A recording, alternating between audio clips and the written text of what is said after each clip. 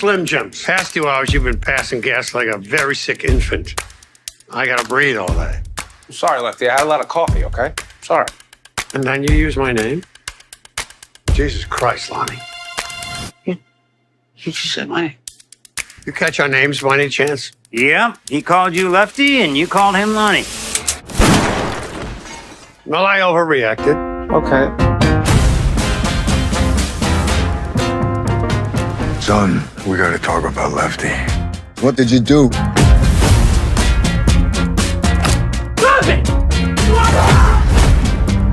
You killed his son. You're gonna kill us. What are you doing? I get horny when I'm scared. I'm married. Who cares? It's just us and the shitty wildlife, you know? This is our son. We're too young to be grandparents. All because your son couldn't pull out in time. We've got house guests. I would categorize these as a must kill. And what are we? Family. Oh my God. Can I get you anything? I'd sell my left tit for an Advil and a cup of coffee. You said what?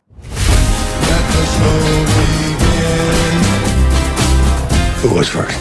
There was this food incident. Rocco put pubes in my wonton soup. If it's okay, I would just really like to torture him a little bit, if it's okay. Shouldn't have done that, Rocco. Yeah, knock yourself out. Oh my God. Are we all gonna die? You don't have all night. Wait for me before you two start hitting each other. You know, once you start killing, it sort of becomes your de facto solution for every problem. What? Get off of me. What? I'm not gonna. Come on. I'm not gonna, Ruth. It's a shame. You were gonna put something that hard to waste.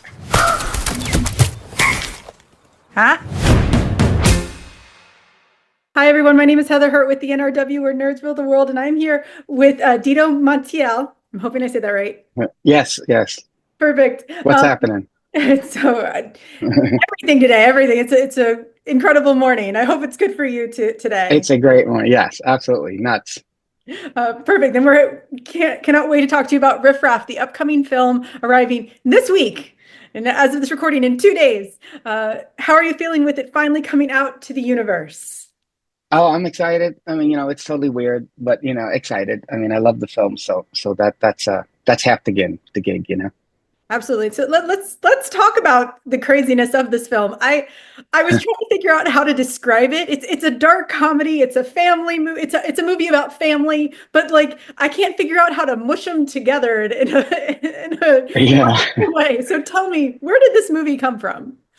Yeah, I mean, I don't think they figured out how to mush it together either. But well, a guy named John Pollono had written it as a play, and it was all in a room. And a friend of mine had said, "Hey, read this." I read it, and it felt like Virginia Woolf to me, but everybody was Virginia Woolf.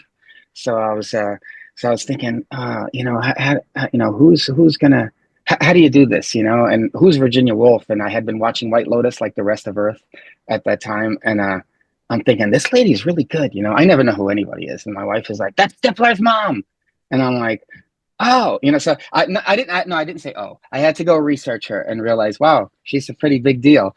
And so we luckily got her on board first. And then who doesn't want to work with Jennifer? Certainly I do. So then it was like a whole process of madness. Ed Harris had been an advisor of mine at Sundance. So I saved people's emails, because I'm that nut, and I wrote him in the middle of the night saying, hey man, you might want to, if you would read this, and he wrote me back, well, I like Jennifer Coolidge, I'll read it. And then, one thing after another, we're all here now. It's bananas, And speaking of the cast is eclectic. You have Gabrielle Union and you have Bill Murray and Pete Davidson. What was it? How are you able to pull in these big names, these crazy big names into what is reality, a kind of an indie film? How did you bring this all together? Yeah, it's weird, right? Because people think of, it's like because all, my friends and everything, oh, the Hollywood elite. I'm like, that's like, sure, if you're Spielberg, whatever, but it's like walking into Starbucks and screaming, this is the billion-dollar corporation to the guy working there. It's like, so it is an indie film, which is crazy. And none of these people certainly needed this movie or the payday. That's for sure. Or, but I think, people like to do stuff that they feel, and when you're lucky enough to get, again, like someone like Jennifer Coolidge on board initially, I think people get like, oh, wow, okay, I really like her. They might not like me, but they like her. And then they read it and then they say, wow, this is kind of interesting. And then, so yeah, but it's a trip, it's like, but, I get just as excited, with Louis Pullman, who I didn't know, comes one day, and Miles Harvey, who plays DJ, because I was obsessed on that role. I'm like, who the hell's going to pull this off? It's going to turn into Urkel really quickly. But I thought he was such a special guy that just showed up to an open call one day, and I'm like, done. Like, how do I not work with this guy? So just as excited to be with him as any of these people who I'm excited about, Absolutely. And it was definitely a fun experience to watch. Oh my goodness. Still having technical difficulties. I'm sorry, guys. It happens. With that being said, this is a very diverse set of humans in general. You're not even just the cast. It's you've got a neurodivergent young man who or he has elements of neurodivergence, but also just awkwardness, general awkwardness. You have this wealthy mother figure, and then you have this set of families to the side that kind of feels like they were left out of the father figure's purview. What makes this story so important from a familial perspective? What makes this a special family style movie to you? Well, yeah, it's weird because I think it's funny, but I don't read these things that way. I read it as if I'm in the family and the family doesn't think it's very funny, and the first thing I remember thinking, I thought of my sister Dee Dee, who's just maybe she's somewhere between Jennifer Coolidge and Fran Lebowitz, if that's a possibility on Earth.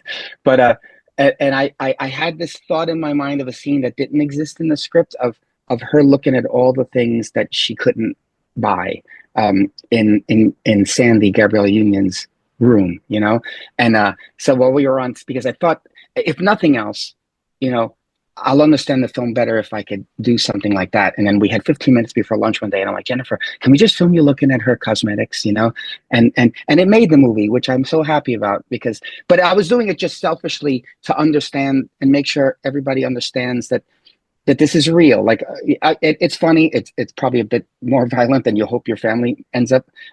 But I always try to ground things in a little bit of reality, because if not, I at least I can't put my finger on it, Mm-hmm. Absolutely. And but there's also, the great thing about film is that you can balance that reality with some goofiness. And I want to talk about the assassin level of this a little bit. Why add in that crime element? Why couldn't this just have been a funny, dark family comedy? Oh gosh, why? I don't know, because it's fun. Because that's probably why. Well, because I don't know, these people were going somewhere really sort of, they were headed towards something bad. So felt like, why not go with it? Yeah. Perfect. That's a great answer. That's great. All right. Okay. The very last question for you. It's, when audiences get to see it this Friday, what is the one thing that you hope they walk out of the theater thinking about? What is the one thing you want them to have when they walk out? Oh gosh, I hope they enjoy it and they go do something fun. All right. Do something fun with your family, whatever your family looks like. Exactly. Awesome. Thank you so much, Dino. This is absolutely wonderful. Riff Raff arrives in theaters this Friday as of this recording on February 28th. Thank you so much for your time, and you have a wonderful day. Cool. You too.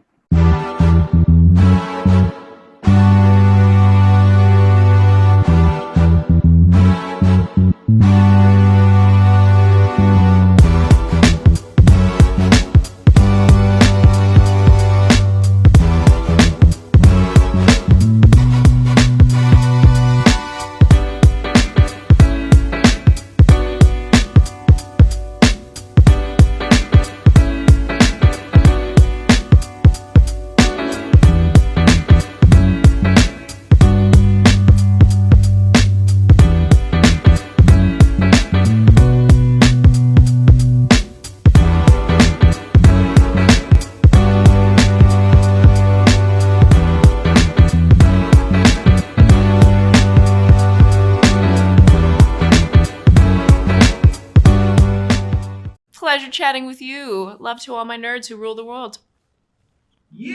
Nerds rule the world. Yes, we do. Thanks. Nerds rule the world. Thank you. I love the nerds ruling the world. So more power to you. Patrick, what up, man? And yes, they do. Nerds rule the world, kid. Yes, sir. Thank you. Awesome. Kuya P, nerds rule the world. Hello. Yes, they do. Yes. Oh, nerds rule the world. I got. It's in the title of your show, like nerds rule the world. Like I want more black weirdos on screen, and I don't feel like we ever get to see that very much. Thank you so much. Nerds do rule the world. Yes. Thank you. Thank you, nerds rule. Love it. Hello, Sarah. Hello, Julian. Yes, nerds rule. Yes, rock on. I love it. Thank you so much. Thank you, ladies. nerds so much. Yes. Thank you, guys. Bye. It's good to see you. I love Nerds Rule the World. But yeah, there's a heavy nerd component, man. Yeah. And at the end of the day, if you ask me, nerds rule the world. So absolutely. It's your boy Kuya P. Nerds rule the world. Thank you so much, guys. I appreciate you. They rule the world, all right. Yes. Take care, Tony. Thank you, guys.